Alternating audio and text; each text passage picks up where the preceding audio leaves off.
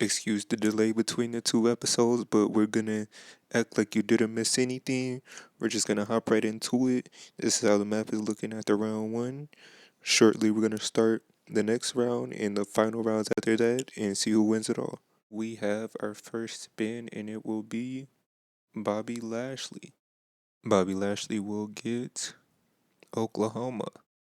On a real map, Colorado and Oklahoma touch, but this map doesn't show that, so just pretend it does.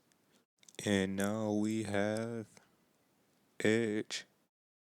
He has 7 options here on the wheel, and he will get Johnny Gargano. Almost forgot to spin for the match, but here we go. Extreme Rules.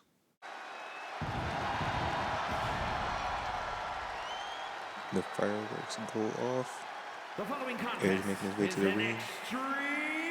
And here comes Johnny Gargano with a bat. Edge doesn't realize he's being chased down, and Johnny gets him at the knees. Johnny lands a big dive. Edge slamming Johnny into the ladder. He's sending him into the ring post. Gets him bleeding. Johnny gets taken down by Edge.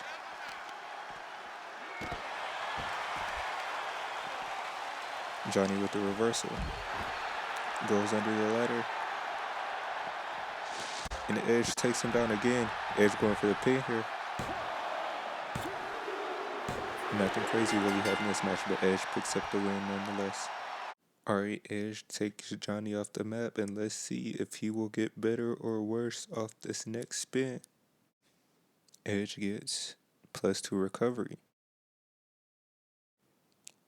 Next up, Randy Orton. And he is on the hunt for Bobby Lashley. This contest will be held in a Hell in a Cell. The Apex Predator making his entrance along with the Almighty Bobby with the jawbreaker that somehow makes Randy bleed. Bobby locking in the hurt lock. It's all business. Look like Randy's gonna tap. Bobby Lashley advances. Bobby looking to take control of the Midwest, but there's still threats. But he has a +2 pin escape to back him up. And now on to our next competitor. It's LA Knight, and he doesn't have many options here. LA Knight versus Batista in a Hell in a Cell again. LA Knight fired up on his way to the ring, and Batista just as ready. LA Knight with a super kick, making Batista bleed. Batista looking to pay LA Knight back. Batista bomb LA Knight's skull bouncing off the baseball bat. Has to hurt. It might be over. And it is. Batista showing his war wounds and showing his determination to get the job done no matter what. Batista getting some land, but what will he get from this wheel? -2 pin escape. And next we have Dexter Lumis. The wheel bugged out for a second, but we got Seth Rollins. For the match type, we have a ladder match. Dexter Lumis making his way out to the ring, and Seth Rollins out next. Dexter busts himself open with the ladder shot. Dexter going up the ladder. Seth trying to bring him down. Seth goes around though. It's taking too long to get up, and Dexter wins it. Seth climbing the ladder instead of taking Dexter down, loses him the match. Dexter will get -2 recovery, but he expands his territory in the Midwest. Now let's see who else can expand their land. We have Drew Gulak. He has limited options, and 2 of them are fights. He will get Edge. We have a submission match here. Drew Gulak out first with only Pennsylvania and New Jersey under his belt. And Edge with a lot of the Northern Territory almost surrounding Drew Gulak. Drew with the Irish whip, and the back elbow makes Edge bleed. Gulak picking up Edge. He went for his finisher, but Edge reversed it. He gets his signature though. Edge is stunned. It might be over for him. This might be it. He locks it in this time. Edge fighting, but he has to tap. It's over. And that big win gives Drew Gulak a lot of real estate. It also gives him a will spin and he gets -2 finisher, almost a payback, but he goes from 2 states to one of the biggest areas on the map right now. And next he will give us, oh, Bret Hart, almost Mr. McMahon, and he will get Dexter Loomis, and they will be competing in a backstage brawl. Bret Hart with arm trap, scoop slam, he stomps him in the face. Dexter Loomis is bleeding, going for a power. Oh no, the power driver, and Bret Hart wins it just like that. And with that win, Bret Hart takes a lot of the Midwest, and for his will spin, he will get payback. This payback could help him out a lot. Let's see who he gets. Move Thief. Okay, first spin we have Chad Gable, and he will get Drew Gulak. 2 in-ring technicians will be fighting in a Hell in a Cell match. Oh, first here we have Chad Gable. His opponent coming off a win against Edge a few matches ago, Drew Gulak. Drew Gulak locked in a submission, gets out of it though. Trying to stay in it. Let's see what kind of offense he could pull out. Oh, the Gulak. He has him. Oh, will Chad Gable tap though? He does, and that's it. Drew Gulak with the win. Gulak picks up another win with another submission, looking to dominate anyone who gets in his way. With the area he has, the stuff he's added looks minuscule in comparison, but here's his will spin, and he gets +2 pin escape. Okay, next we have Mr. McMahon. Unfortunately, he will face Drew Gulak in a steel cage match. Okay, before we get started, I want to say this whole thing was recorded before the stuff with Vince McMahon came out, but I didn't want to just cut him out of it because it would be unfair to his opponent, so we're just gonna go into it like that, and that's just what it's gotta be. But these two fighting on top of the cage. Drew Gulak throws him down.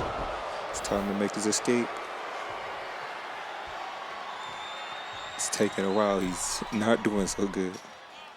He gets caught. He's getting brought back down the side of the cage. He's gonna have to fight if he wants to stay in this. No, he's on the other end of this. He's getting sent down to the ground. And he might be out. He's not moving at all. He's just barely moving on, but it's too little too late. Drew Gulak gets the loss here. And with that loss, the WWE takes all his land in the little area in the northeast that was unoccupied because it's surrounded, and they get a +2 pin escape. 3 more people to go through before this round ends, and we get Jake Roberts. He will get Alabama. The land pickup, we haven't seen that in a while. We have Eric. He only gets territory. He gets British Columbia. Had to fill in them little gaps. For our last spin, I wonder who it could be. Karrion Kross. He gets Utah. 3 pickups at the end of this round. And this is what the map looks like now. 8 people left, but still some empty spots on the map. Let's see who starts first this time. And it's Bret Hart. We have a decent list of options here for Bret. He gets South Dakota. Following Bret, we have Batista. He has a 50% chance to get a match, and he does. Our first match this round, what would a match type be? A table match. Batista out first, looking to take control of the Southeast. Jake trying to see if we could pull out of his bag of tricks to stop that from happening. Batista looking for a Batista bomb. Jake flips him.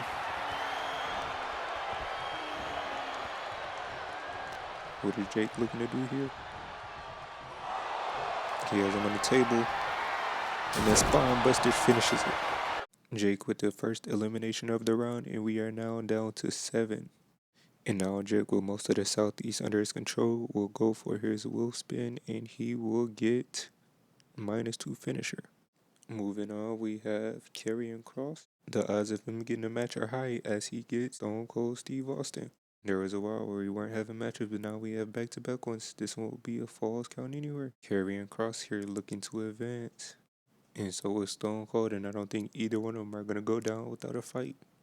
Karrion smacking Steve with the kendo stick, breaking it across his chest. Going in for some punches. Ooh, elbows too. Just raining down the punches now. Steve Austin stole Karrion's finisher. He has him in a cross jacket. Will he tap?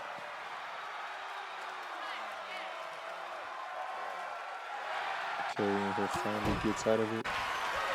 Steve looking to maybe dump him on the top rope. No, he just dumps him over. Karrion, this is revenge. Cross jacket locked in. Is it over for Stone Cold? He's trying to fight, but he can't. It's over. Steve Austin taps. Karrion with the win shows Steve that he knows how to defend against and lock in the cross jacket masterfully. And with Karrion absorbing his land, he also absorbs his color because it looks better and gets +2 pin escape. Moving on, we have Eric. For his spin, he gets Bret Hart. And the match will be a submission match. Eric gonna have to do all he can to beat Bret Hart in this match. Bret Hart, of course, known for his technical and submission skills. These two fighting outside the ring. Eric with the reversal. And laying out Bret with a lariat. Eric with the combo. He misses the forearm. Comes back at him though. German suplex. Bret thrown into the barricade. Thrown into the other side. Then thrown into the steps. Eric is putting on a clinic, but Bret locks him in a sharpshooter. This could be it. And he taps. It's over. Eric fought his hardest, but you can't really do anything against Bret Hart in a submission match. Bret expanding further into Canada, and with his wheel spin, he gets -2 pin escape. We are in the top 5, I believe, and we have Bobby Lashley. For his spin, he gets Karrion Kross in a Iron Man match. With that spin, Bobby had a chance to go against anybody still in the running, and he gets Karrion Kross. Let's see if he can make it through. Karrion looking to close the book on Bobby Lashley here. Under 12 minutes remaining, no falls yet. Bobby Lashley looking for the Dominator. Karrion Kross gets out of it. Alabama slam, it looks like. Ooh, to the turnbuckles. That's gotta hurt. Goes for the pin. He doesn't get it. The cross jacket is in though. Will Bobby tap? He's trying to fight. He taps. It's too much. Hurt lock though. Putting all his power into it. And Karrion taps. They're 1 for 1 right now. And he gets the Dominator off. Goes for the cover. 3 count. Another hurt lock. Bobby looking to run up the score here. He gets it. Another Alabama slam. Bobby just rolls out though. Cross jacket once again. These two are trading finishes. Bobby taps out once again. Karrion Kross down 1 with 3 minutes to go. Bobby Lashley over the top rope. What's Karrion looking for here? Oh, the F10. It's getting him up.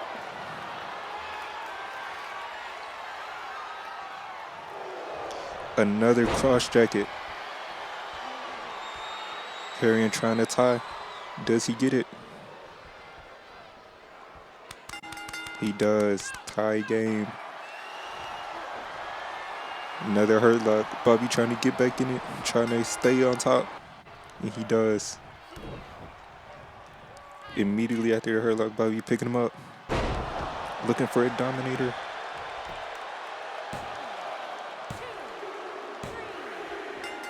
Bobby gets a 3 count, and with only a minute left, it seems like it's over for Karrion. Bobby calling him back up, though he's not ready to stop the punishment. And Bobby going up for another big dive. What's he looking for here? Pump handle. Just a fall-away slam. Throws him all the way to the announce table. And Bobby Lashley picks up the win here. Bobby now has all the Southwest and most of the West Coast.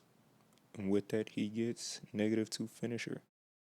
That match between Bobby and Karrion was hard hit until the last minute. We've been seeing a lot of good matches lately. With 4 people left, I wonder what's in store.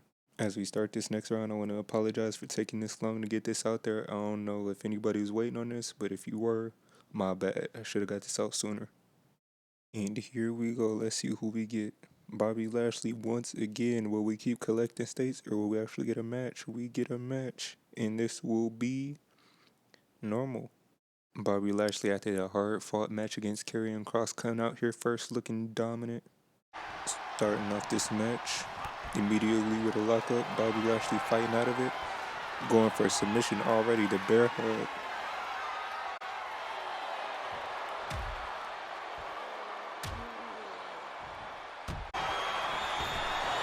Bobby gets hung up on the ropes. Pinfall. The ref is taking forever to count for some reason. Kick out at 1. Bobby going for a dive and he gets it. Bobby pummeling his opponent, laying down strikes and he's bleeding. He gets caught.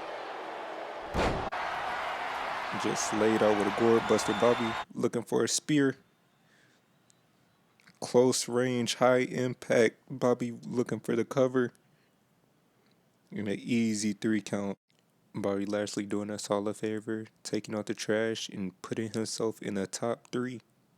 Bobby Lashley went from having next to nothing to having it all. He's the first person to touch both coasts, the East and the West. Let's see what he goes for next. This will spin will give him -2 recovery. We are guaranteed to have 2 more matches in order to get a winner, but who will be competing? Bret Hart for a spin gets Bobby Lashley. Bobby Lashley in back-to-back-to-back matches. And it's the last man standing. Bret Hart looking to continue his dominance, but so is the Almighty looking to take out Bret and advance to the finals. This match doesn't end until one of these 2 can't answer the rest count of 10, but I don't think that's possible, seeing that they haven't gave up yet. I just added this in because I like this camera angle and I've never seen it before. Looks cool. Bret Hart setting up for something here. Oh, I think he's going for the hurt lock with his move thief, but Bobby reverses it. Bret gets out of the backdrop suplex though and hits him with a Russian leg sweep. At the count of 8, Bret down. But with the count of 9, he kicks up. He's playing possum, trying to catch his breath. Bobby Lashley with the hurt lock though. Even if Bret taps, he still has to stay down for the count of 10. I would just tap now to get him off of you. He does. Is he out for the count though? No, he's up at 8. Bret Hart locking in a sharpshooter. I say the same thing to Bobby Lashley. Just tap out early, get him off you. And he does. He taps out. He's back up. Hurt lock locked in once again. These 2 trading submissions, but I don't know how well that's going to be in the last man standing. Bobby Lashley daring him to get up. He does. He catches the chair though, reverses it. And the Bulldog drops Bobby. Another sharpshooter incoming. He locks it in. These 2 trying their hardest to wear the other one down. Bobby tapping again. Got the chair. Hits him in the head with it. Bobby trying to guarantee that Bret stays down. Will he though? That's the question. He doesn't. Locking in another submission on Bobby. He taps once again. Bret gets up. Bobby goes for the dive and takes him right back down. At an 8 count, Bobby just getting back up. Bret going outside with the chair. Bobby catches him with the lariat. Another sharpshooter applied. And he taps once again. When will this end? Bret throwing head first into the turnbuckle. Bobby setting up for the spear. This could end it. This could finally end the match. The spear connects. Is that it? Bobby hears the crowd chanting for one more and he agrees, thinking he might have to do it just a little bit more to keep Bret Hart out for the count. Hurt lock locked in. Shaking the last couple breaths out of him. Bret taps and is down for the count. At 9, he's back up though. Bobby is angry. He is really mad. The reversal Clothesline takes Britt out. Another sharpshooter on the outside. Bobby taps once again. Britt might be in the driver's seat here. Another sharpshooter, this time inside the ring. Another tap out, but another hurt lock. This seems like it's just going to go on forever. These two seem to have infinite stamina. Another sharpshooter. Just going back and forth. Britt says he's done for. He says he's done. It's over. And at the count of 9, count of 10, it's finally over. Bret Hart gets the victory and advances to the finals. He will take on Jake the Snake Roberts to see who wins it all. There's nothing left to do now but one last match. The one that matters the most. The one to figure it all out, see who takes it all. That is, of course, after this wheel spin, as we will see if he will go into this match buffed or debuffed with this -2 finisher. Since this is the final match, I decided to use a custom arena to spice things up a bit, and this will be for the World Heavyweight Championship. Since this was the last match, I was going to let the entrances go a little bit longer, let it all soak in, but it didn't matter because Bret Hart just immediately came out anyways. Making his way to the ring from Stone Mountain, Georgia, weighing in at 200 and come on, and if you didn't hear him, he said it was 2 out of 3 falls, so it's basically best of 3. Jake the Snake with his finisher, laying out Bret Hart, having him bleed, looking to get the first fall here. Bret Hart kicks out though. Jake dumping Bret out with the power bomb. Jake chasing him out and going for the pin. Apparently this false count anyway. I don't know what I was doing when I made this match, but the ref is tripping up, finally gets in space to make the cover, only a 2 count. Sharpshooter locked in. This has ended many opponents. Will Jake go out the same? He's still fighting. He hasn't tapped yet. No, he's making his way out of it. Kendo stick in the ring. Britt trying to shut it down. I don't know what just happened with the HUD. I would have to go to the settings to turn that off, so I don't know why it just turned itself off like that. Something happened, but we're just going to keep going with it. Britt with the backbreaker. Kendo stick in hand. Britt looking to lay a beating on Jake the Snake Roberts. And he does. The last hit breaks it. Sharpshooter locked in. He's looking to get the first fall over Jake. Jake taps, and now he needs 2 back-to-back falls to win it. He cannot do that again. Another sharpshooter. He might end it early. Bret Hart looking to just close the door on Jake here. And he does. Bret is the unanimous winner. He is the World Heavyweight Champion. And new World Heavyweight Champion, Bret the Hitman Hart. What a shit. That was it. That ended it all. A tournament full of hard-hitting matches, bitter defeats, comeback victories. For some, they were unlikely winners. For others, they were dominant in victory. But this just goes to show that anything can happen. To be honest, once I started this, I didn't know how I would feel once I got to the end, but I'm honestly excited. I'm happy this happened. I'm happy I did this. This is a fun experience. And that was the end of the video, but I am going to rant on a little bit. The reason that video took so long to get out is because, it was so much stuff, that I recorded. When I tried to edit it, I edited on a tablet, and my tablet was, lagging at every edit, so it was taking, 30 minutes to do, 15 seconds worth of editing. That was just, annoying me, so I would only do, a little bit a day, so that just extended the time a little bit, and then I started taking breaks because I was getting annoyed about the editing, and it was so much to do that, if I wanted to get out in time, I wouldn't have been able to take breaks. Then I have no excuse for what happened after. I just started getting lazy. I didn't really try to even edit anymore. I was just doing other stuff. And Yeah, it's March now. I don't even remember when that video came out, but I'm pretty sure it was like near like the end of summer, maybe the beginning of fall of last year. So it's been a while since that video came out.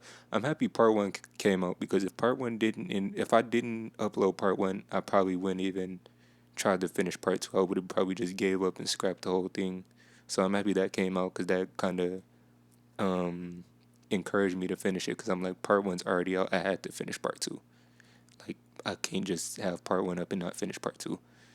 So yeah, and this is good because this is March Madness. It's a good little tournament to stuff into March Madness. It's like the end of March though, so I need to get this out soon. But yeah, this was fun. I would never do it again though. This is just too much editing, too much work. Even after recording, just recording took so long. I was like wore out just from recording. Like my voice is going out. I could barely talk.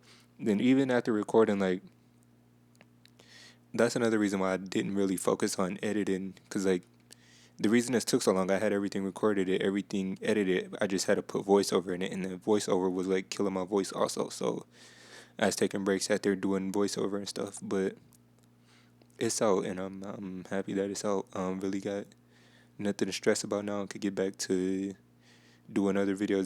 That's why I didn't do other videos because I was so stressed on getting this out. I'm like, if I keep doing other videos and not getting this out, I'ma just never get this out. So then that just stopped me from making my other videos also. So it's just nothing being out in these last couple months except for like some little projects I had going on. But yeah, I'm gonna try to get back to doing other stuff now that I finished this. Like I said, I'm probably not gonna do this again. But 2K24 is out. The universe mode, it has some different cutscenes, different stuff that happen. So I might do universe mode, but they gotta fix it first because it's not in too good of a state right now. So if they do fix it, I'll do it. Um, I'm probably do the custom superstars again. I'm gonna have to remake everybody, but I don't mind that. Um, but yeah, that's it. I hope you enjoyed, and peace. That's all I got.